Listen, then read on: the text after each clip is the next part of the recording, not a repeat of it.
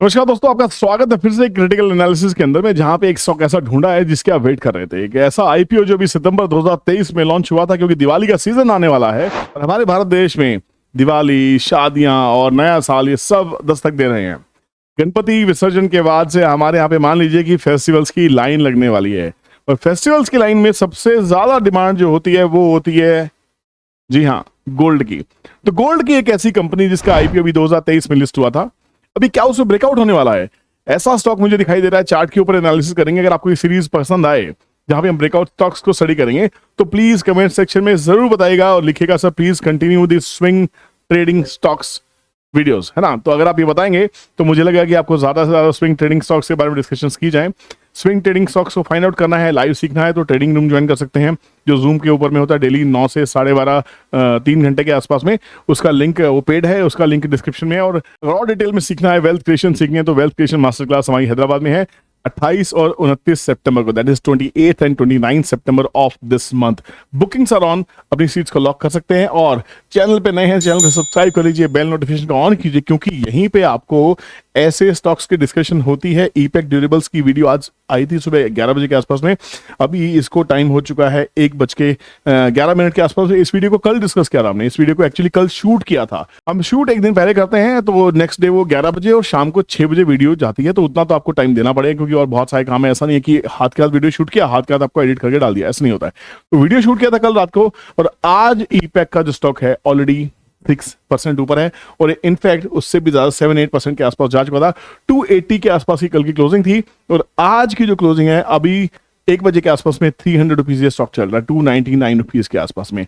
तो मैं ये नहीं कहता हूं कि हाँ स्टॉक चलने ही चलने हैं, बट आपको क्यों चलने चाहिए ये आपको हमारे टेलीग्राम चैनल की नोटिफिकेशंस में मिल जाएंगे। आपको यहाँ पे कोई पेड सर्विस नहीं होगी।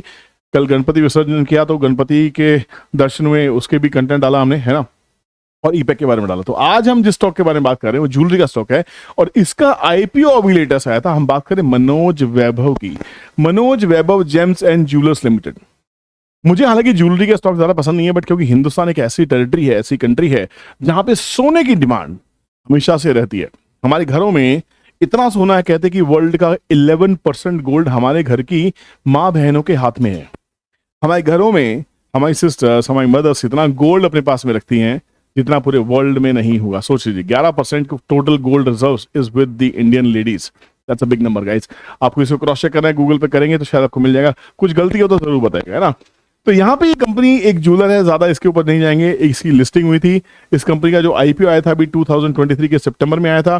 कंपनी ने 210 करोड़ का फंड इससे रेज किया था, जिसमें से 45 करोड़ रुपीस उन्होंने अपने प्रमोटर्स को दिए थे अनसिक्योर्ड लोन को उतारने के लिए। अब ज्वेलरी मेकिंग कंपनी से सोना भाग रहा है, सोना भाग रहा है। अभी आईपीओ भी आ रहे हैं, बहुत सारे आईपीओ ज्वेलरी कंपनीज के आ रहे हैं, उनमें से एक आईपीओ भी था। 1384 करोड़ की कंपनीज है, ये बहुत बड़ी कंपनी नहीं है, it's a small cap company. 1384 crore की कंपनी है। Return on capital employed is 16%, return on equity 16.8%, which is okay, which is nice.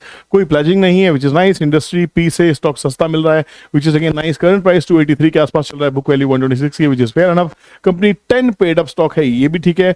High था स्टॉक का 382, आईपीओ के प्राइस के बाद में 382 का हाई लगाने के बाद में 280 तक की करेक्शन इसमें आ चुकी है। डेट है कंपनी के ऊपर में अभी भी 429 करोड़ का, जो ज्यादा है मेरे हिसाब से इसके हिसाब से। तो यहाँ पे काम करते हैं, चार्ट के ऊपर चलते हैं, लिखते हैं मनोज भाई क्या कहते हैं। हम मनोज भाई की बात नहीं कर रहे हैं, मनोज वैभव जेम्स की बातें कर रहे हैं। मनोज जेम्स में एक जो अच्छी चीज टेक्निकली मुझे दिखाई दे रही है, इस स्टॉक को अगर हम देखते हैं मंथली चार्ट पे देखेंगे तो भैया आपको ज्यादा नहीं मिलेगा, क्योंकि सितंबर में तो स्टॉक आया ही था। सितंबर से लेके अब तक की इसकी जो जर्नी रही है वो बड़ी कमाल की रही है। इस स्टॉक ने 165 रुपीज के बॉटम के बाद में ये लगा लीजिए, इसका हाई लगाया 380 के आसपास का हाई लगाया। 380 का हाई लगाने के बाद में जो इसे लाइफ टाइम लो लगाया अभी तक का 165 का। आईपीओ के बाद में प्रॉफिट बुकिंग होती ही ऐसा ही देखने को मिलता है। फिर कंसोलिडेशन हुई, कंसोलिडेशन इसकी 200 रुपए से लेके 250 रुपीज की कंसोलिडेशन हुई, और अब इसका एक मंथली ब्रेकआउट होता हुआ दिखाई दिया है।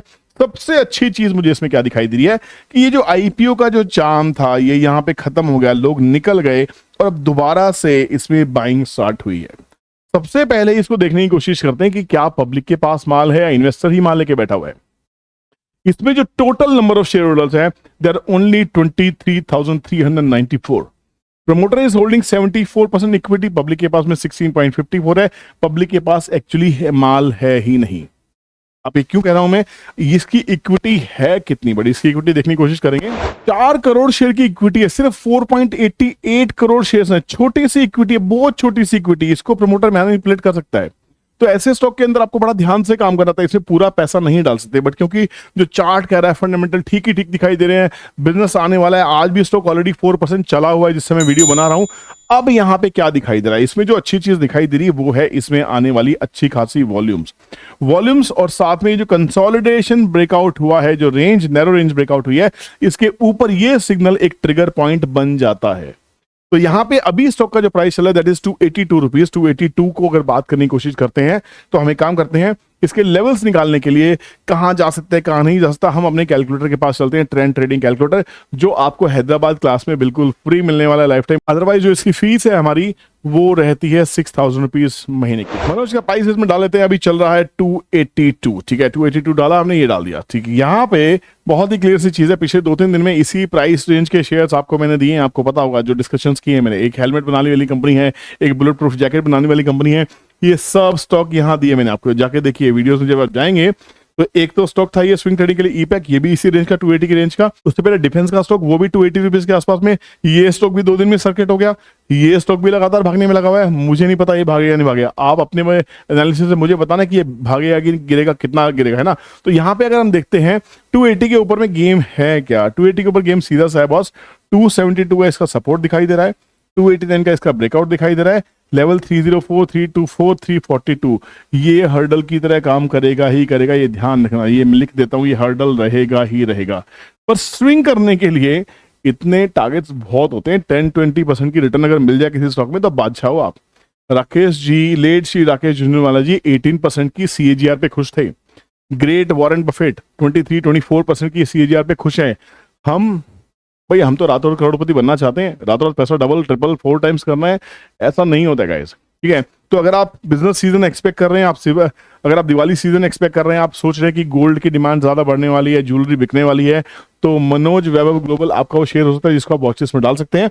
तो मेरे हिसाब से तो यहाँ पे ठीक ठाक सा ब्रेकआउट है, अच्छी खासी रेंज ब्रेकआउट हो रही है, वॉल्यूम का सपोर्ट इसमें दिखाई दे रहा है, स्ट्रेंथ भी स्टॉक के अंदर में दिखाई दे रही है। आपको क्या लगता है कि स्टॉक में हमारे लेवल्स क्या हो सकते हैं, टारगेट्स क्या हो सकते हैं, क्या सपोर्ट रेजिस्टेंस इसमें होने चाहिए? तो यहाँ पे बेसिकली जो ब्रेकआउट प्राइस है 272 का, ये देखिए 272 का ब्रेकआउट प्राइस है, इसी के ऊपर प्राइस ट्रेड कर रहा है। तो इस रेंज के प्राइस को अगर हमें मैच करना है तो ये यहां पे भी क्लियरली विजिबल है 272।